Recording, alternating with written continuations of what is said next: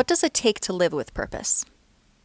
How healthy do you need to be to live a high quality life?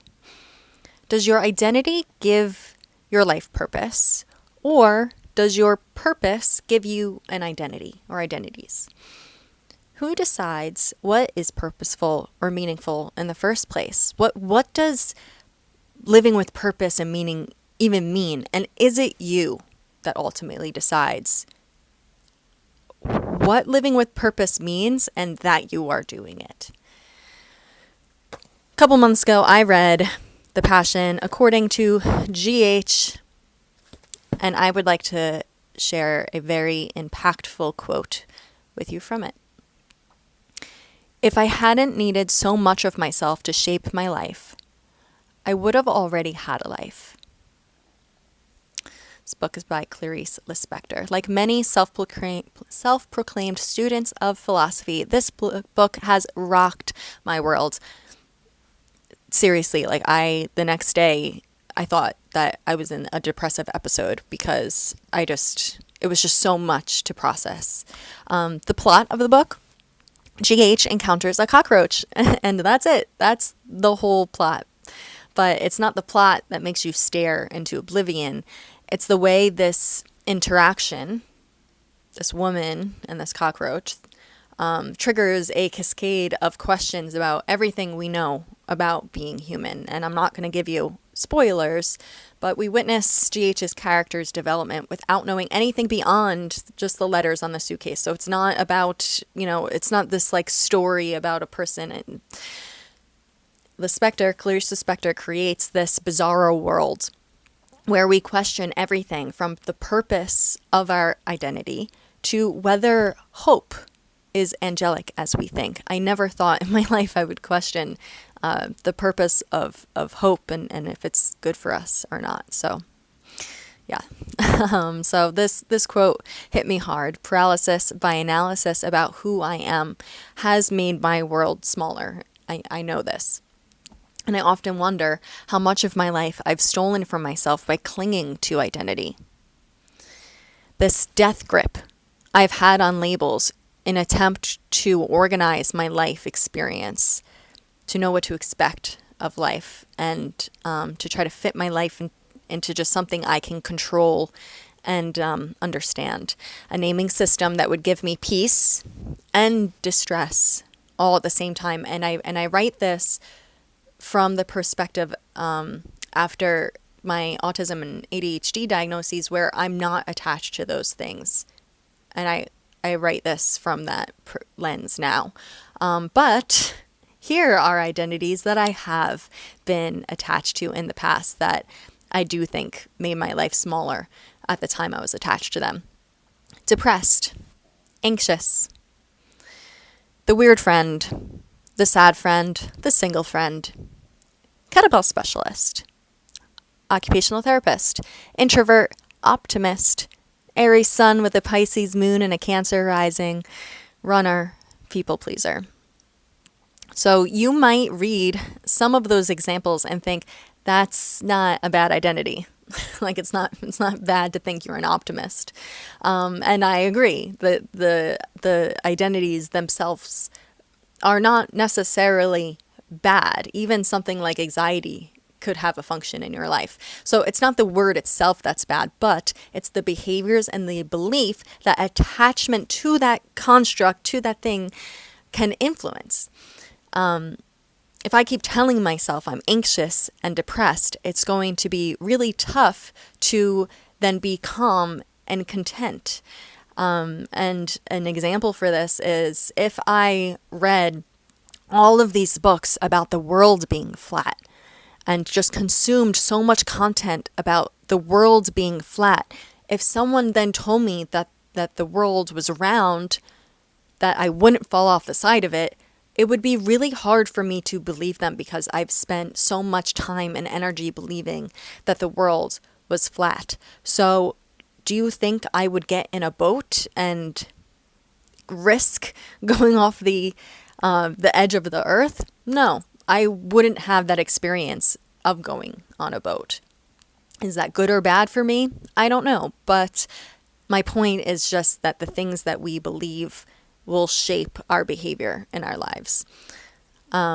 So, how do you know if what you think about yourself is true? How do you know if what you think about yourself is true?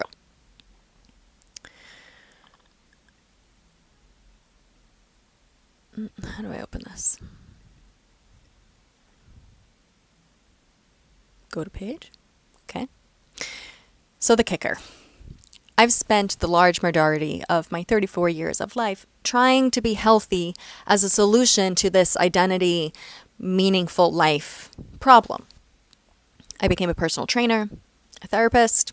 I've spent well over $100,000 on education about how to be healthier. And maybe you could relate to these vulnerable shares here, but maybe if I lost the weight, I'd be more attractive and get a boyfriend. And then I won't be the single friend anymore. I won't be the third wheel. I won't be the only one that's not like dancing with someone at the bar. Maybe if I ran more, my mental health would improve and I'd be more comfortable with discomfort. That's what everyone says, right? You're running, you become comfortable with being uncomfortable, which is good, but maybe that's what I need. That's the solution, to be a runner. Maybe if I became an occupational therapist and helped more people, it would give me purpose and I wouldn't feel so sad. I'm good at kettlebells. Maybe if I taught more people kettlebells, I'd have more friends. If I had the perfect heart rate variability, nervous system regulation, if I slept the perfect amount of time every night, if I only ate organic foods, and if I was able to squat over 200 pounds, I'd be healthy, and then I'd feel better, right? That's how that's supposed to work. In the last 5 years, I've been my strongest, my fastest, my leanest, in the happiest relationship I've ever been in. I work at my dream job. I have a steady home life for the first time ever. I had a very broken family growing up, and for the first time, everyone's just happy and cool, and I'm so grateful for that. It's so amazing. Yet, why does this quote hit me so hard? If I hadn't needed so much of myself to shape my life, I would have already had a life. That really makes me think so much. So, is trying so hard to be healthy, to do the right thing, is that in this bizarro world stealing from some meaning and purpose? Just trying so hard to have this intention to just be healthy. How healthy then do you need to be to live a high quality, meaningful, purposeful life? If I'm so healthy right now and I feel so great, then why do I also feel this way? How healthy is healthy enough? And then what does healthy even mean? So enough about me. Let's take a look at how we're doing in the healthy front, just taking a look at the US. So all of this is Google and AI, but I just wanted to be quick about it. In the United States, musculoskeletal disorders, specifically low back and neck pain, and mental health disorders, such as depressive and anxiety disorders, are the leading causes of years lived with disability. These conditions account for the largest proportion of non-fatal health loss in the country. So on a global scale, according to the World Health Organization, an estimated 1.3 billion people, or about 16% of the world's population, experience significant disability. In the United States, 1 in 4, over 25% of American adults have some type of disability, with total population prevalence hovering between 13% and 14%. Recent trends: the share of the population reporting a disability has risen over the past 3 years in the U.S. This recent spike is heavily attributed to an increase in cognitive and mental health difficulties among younger and working age populations since the pandemic.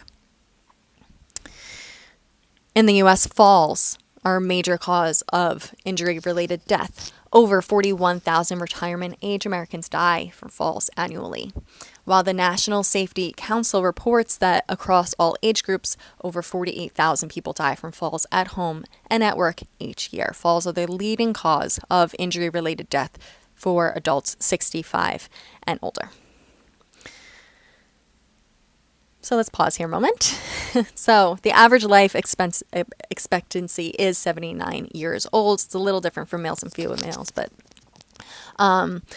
but the years lived with disability are rising. So for over a quarter of a population, this means that quality of life is then decreasing. So do we need to invest more money into our health? Well, the U.S. spends heavily on healthcare, reaching $5.44 trillion. The system does not guarantee universal coverage, as we all probably know very well. High out-of-pocket costs, rising premiums, and inadequate insurance lead nearly half of adults to skip or delay necessary care, causing minor health issues to develop into chronic problems. If you're not getting the help that you need, right?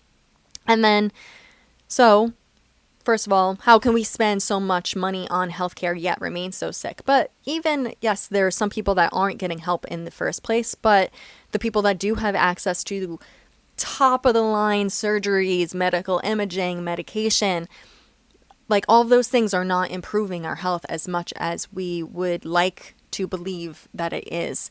So then what's actually driving this increase in years living with a disability, and why are people getting so sick so young? Our modern environment and food supply are major drivers of chronic illness. The widespread consumption of ultra-processed foods, a lack of physical activity, and chronic stress are driving rapid increases in conditions like obesity, type 2 diabetes, and heart disease, which are emerging at younger ages. So access to quality, nutritious foods is a major problem, but that is way beyond my scope and scope of this essay series. So I won't go too much into detail on that, but physical activity I know a lot about. And everyone we talk to is working out more, right? Everyone belongs to a gym.